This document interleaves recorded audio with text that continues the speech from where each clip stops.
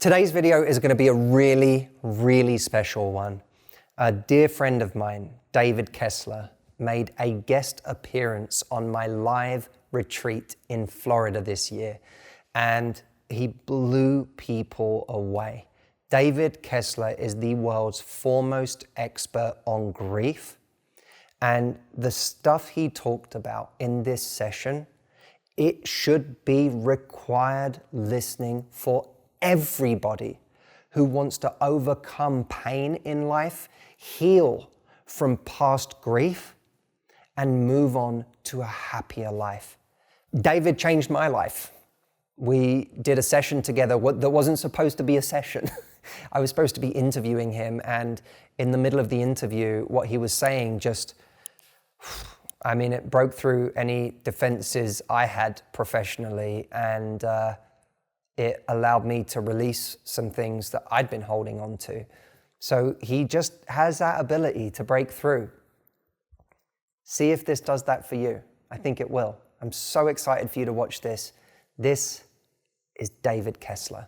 I want to start on what may seem, after so many years of doing this for you, David, like a painfully simple question, but why is it important that we grieve?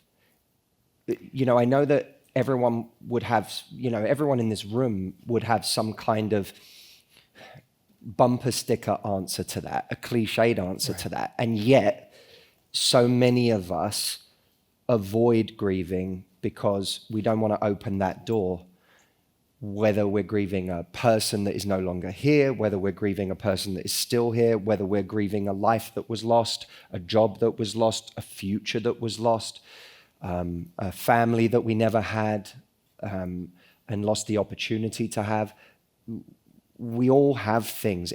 No one in this room hasn't been touched by grief, and yet so many of us spend our lives avoiding it. And one of the things, David, that we've been talking about this week is that with anything that is difficult to do, if we don't have a big enough why for doing it, we're not going to do it. Logic isn't going to get us there. We need a deeper reason that moves us to do it. So my hope with this question is that rather than everyone just going, yes, I know it's important to grieve, everyone truly connects to the deeper why of why does life get better?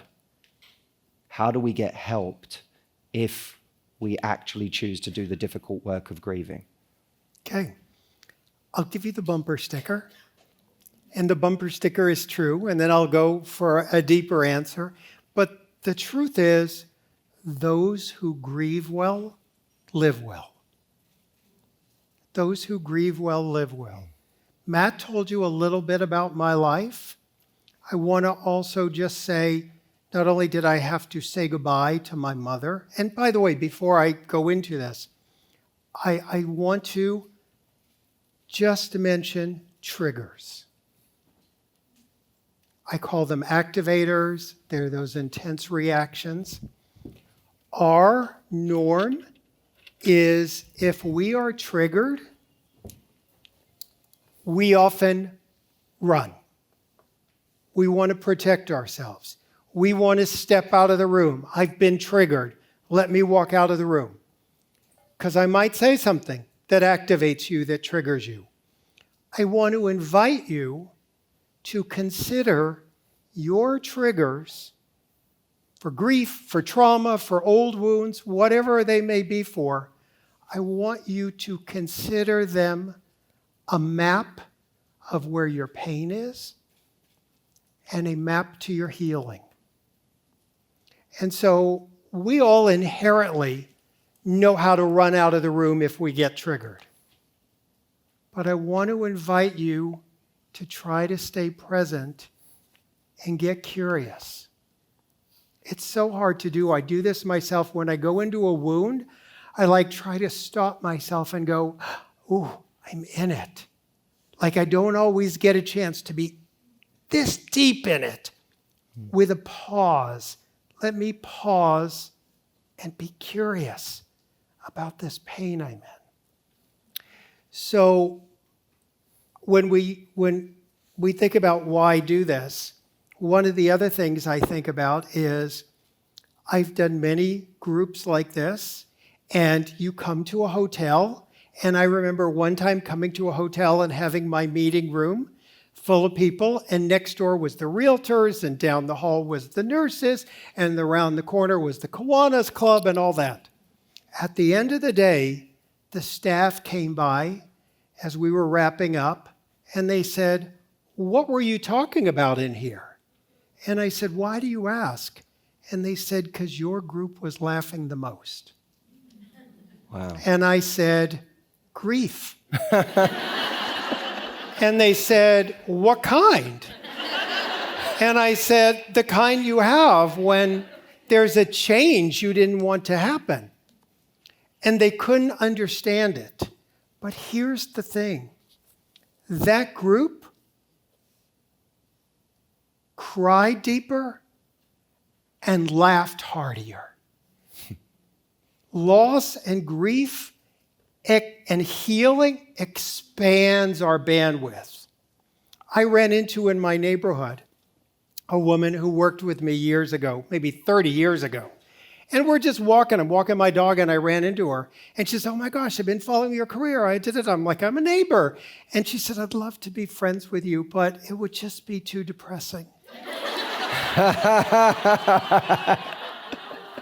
And I said, and I actually thought this, I don't know that I said it, but I thought, "You'd be surprised if you were with me. I think I'm one of the most fun-loving people in the world. I mean, I love joy. I love happiness. And I appreciate it and how fleeting it can be and how precious it is. And I have been through, I can remember in my childhood, we talk about the death and the shooting and all that of my mother. But before that, my son obviously, but before that, I grew up with parents who had wonderful hearts. I can say that because I knew their hearts. But my father had such unattended rage. And I remember him coming in and being after me and running into the kitchen, terrified. And I remember pulling out this drawer from the cabinets so that he couldn't open the door, and him pushing the door, and all the cabinets in the kitchen came down. That was his rage. And I remember my mother, who had unmedicated, we would call it bipolar now. And with all that going on, I also ended up being sexually abused.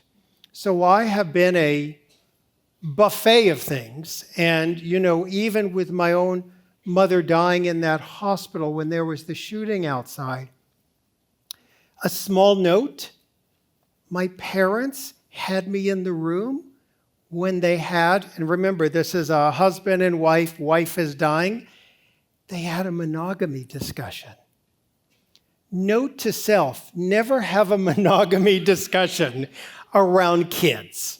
Not a good idea. Talk about screwing up relationships for a really long time. So I came out of this with a lot of abandonment issues, trust issues, abuse, so much. And one of the things, I have trained therapists for years, and they have always showed up and told me how they got into this work, or their helpers or coaches, because of what they've been through. And they were always evidence for me that healing is possible. And if I can hope for anything today, with me sitting with you, that I can be evidence that no matter what you've been through, and I'm sure it has just been brutal at times, that I can be evidence that you can find healing too. So, why? To live fully, to enjoy this life we've been given in spite of the wounds of others. I love the line that you said, grief is a change you didn't want to happen. Yes. And how diverse of an umbrella, how wide of an umbrella that is for so many different experiences. Yeah, we think it's about death, and of course it is, but it's also about the parent you didn't have, the childhood you should have had, the relationships, all of those things, just neglect. There's a million grief and losses in the world. So we talked about why. How? How can we grieve? What we run from pursues us, and what we face transforms us. What we run from pursues us, and what we face transforms us. Now, here's the thing people probably outside of these rooms don't understand. People will go, oh, they've been through loss, they've been through grief, they've touched the pain, they touched the hot stove. For a lot of you, the hot stove fell on you. You didn't touch it, it fell on you. And so part of this is being with it. Now, here's the thing. It is as simple and as complicated as feeling it. We can't heal what we don't feel. And one of the simple things to think about is we're one of the first generations that has feelings on feelings. Right? Oh my gosh, I'm so angry, but angry is inappropriate. I shouldn't feel anger. Let me toss it behind me, half felt. Oh, I'm so sad. Oh no, but someone else has it worse than me. And what about everything that's happening in the world? I mean, mine is nothing. I minimize it. I toss it behind me. We have all these half-felt feelings behind us, and we never feel them. And what happens? People always say, David, you don't understand. If I started crying, I would never stop. And I tell them, I have sat with thousands of people, and they have all stopped crying. They may cry again someday. I would imagine they would if they're human. But they all stopped.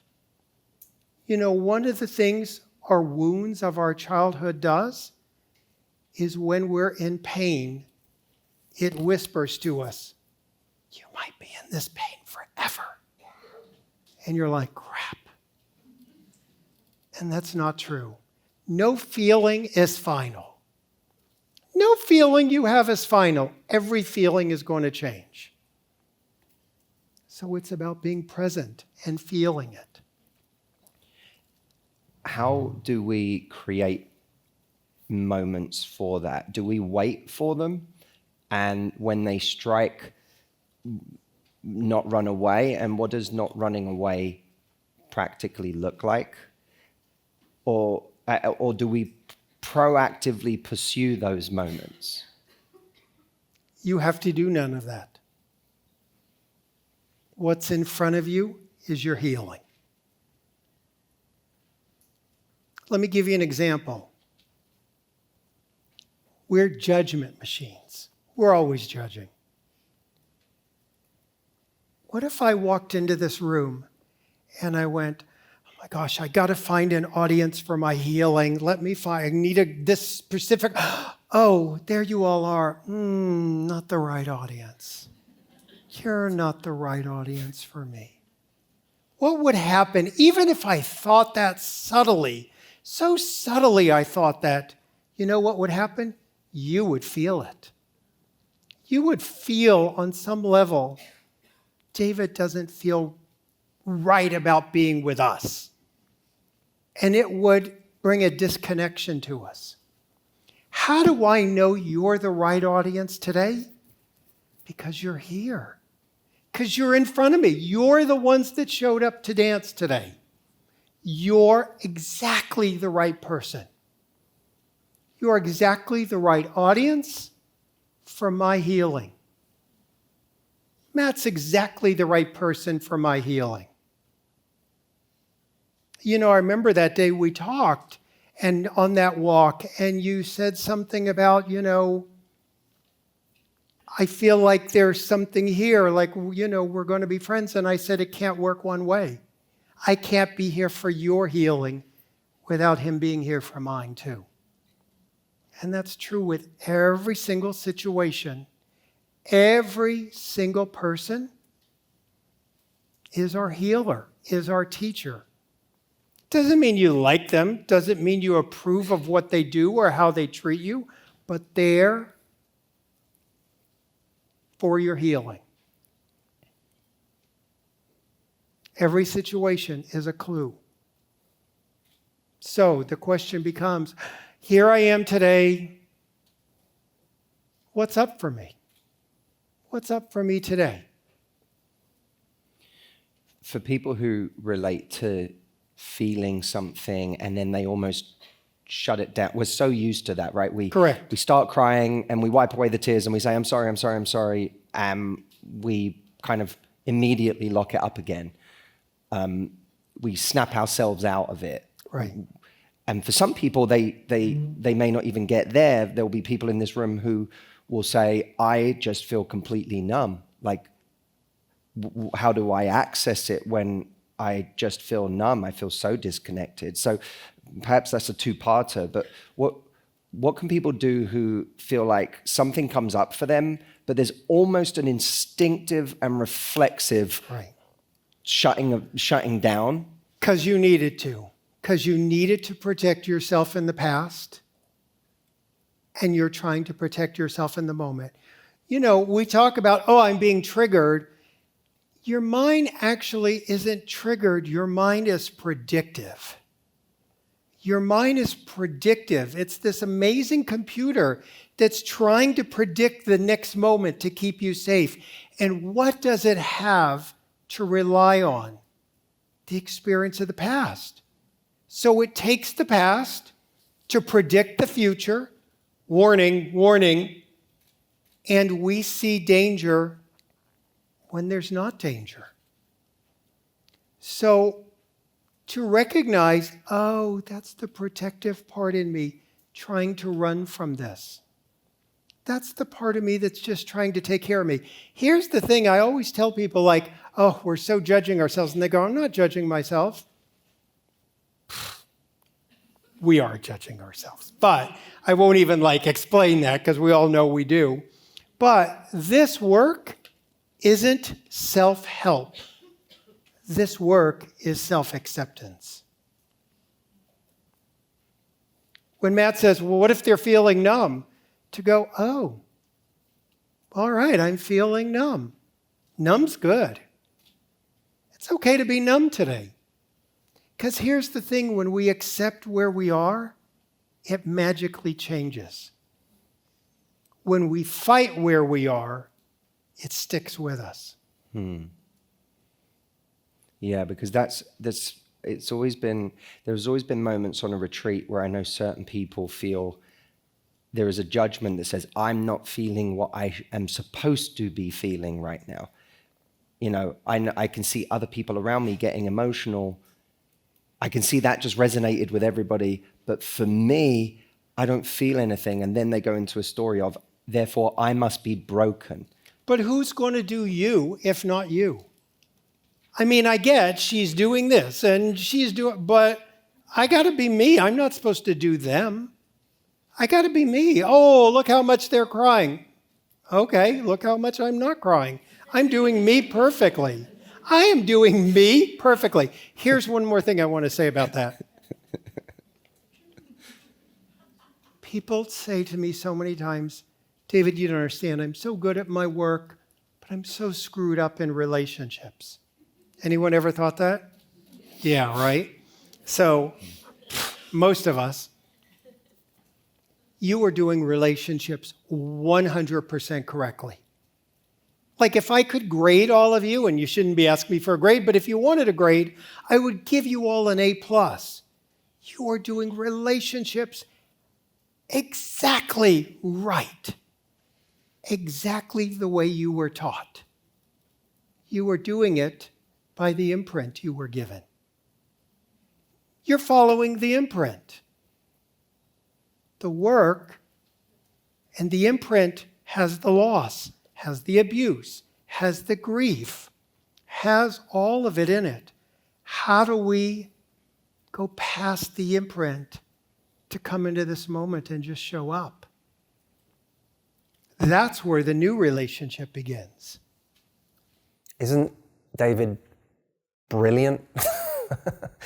I remember the first time I sat with David, I knew instantly, wow, this person has a gift.